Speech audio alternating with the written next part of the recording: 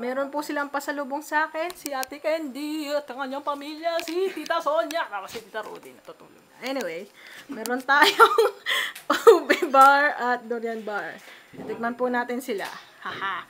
Masarap po daw pag galing sa Digos. Punit ating tikman. At kilitasin. Kilitasin. Okay. And bubuksan na po natin. Nako. Binila ko pa, 154 yun. Ano ba yan? Huwag mo baka maluka pa po. So, ayun po. Nagsasegregate ng parang seeds. Habang aking binubuksan ang aking ube bar. Tingnan mo ginawa ka, Ate Candy. Pinato ko sa baba ko yung ano. Katamad. Wala akong tripod eh. Doon. So, ewan ko pa kung nakafocus mga kaibigan. Pagpasensyahan nyo na. Talaga naman. Wow. Uy, may karton po. There you go, guys. There you go. Ubing luto na palang hinalo. Yun lang. Palang ano lang eh. Okay, bubuksan na po natin. Nako, ang dami namang proses. Ay, para lang palang, ano? Ano nga ba yun? Espasol? Parang espasol. Titikman na po natin. Oo nga, parang espasol. Nagsagot sa balat.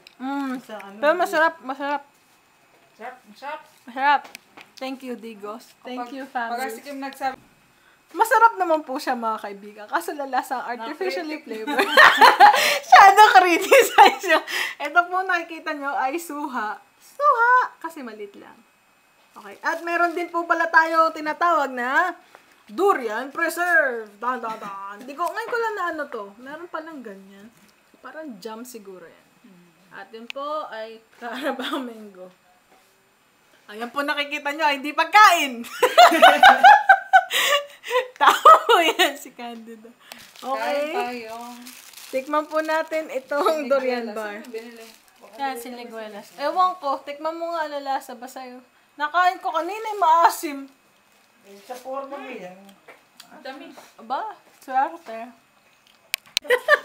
Pasensya na po at naantala na kaunti ang ating programa. Ngayon na natin tutuloy na ang durian bar section. So, bubuksan na po natin.